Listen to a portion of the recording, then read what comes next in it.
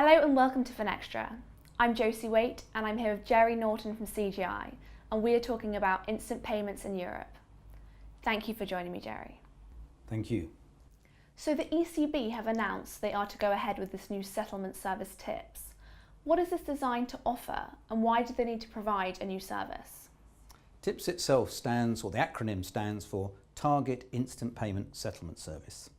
It was announced in June, just after EBA Day, following a consultation process which was in June, February of this year, and originally the idea was mooted the back end of 2016 through a task force. What it does is actually in that name. It provides for Eurozone, i.e. for euros, a settlement service for instant payment systems on a 24/7 basis, instantaneously or near instantaneously between receiving and transmitting banks within the Eurozone. Looking at the finer details, what does this service actually offer and why is this controversial? You can look at the finer details categorise them in three ways. Firstly, for those domestic schemes, i.e. within country schemes which were coming up through the SEPA Inst banner, then the Eurosystem central banks, the central banks in those countries, were looking at their own settlement models. This TIPS could replace those. Secondly, for intra-Eurozone payments, cross-border Eurozone payments, then organisations like EBA Clearing were looking at, or have introduced RT1 going live this year, to provide facilities for such payments.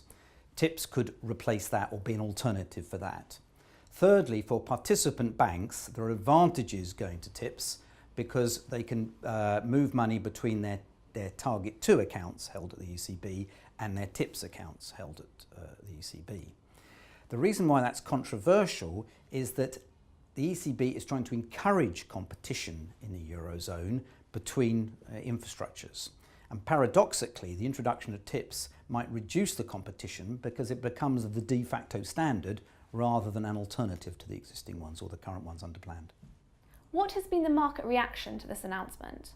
It depends on the organisation and where it sits in the value chain. For some it's good, for others it introduces uncertainty. For instance, for a central bank in a country who's yet to commit to their own instant payment scheme, then actually this would be a good thing because it could be something they can adopt straight away and be live post the end of next year.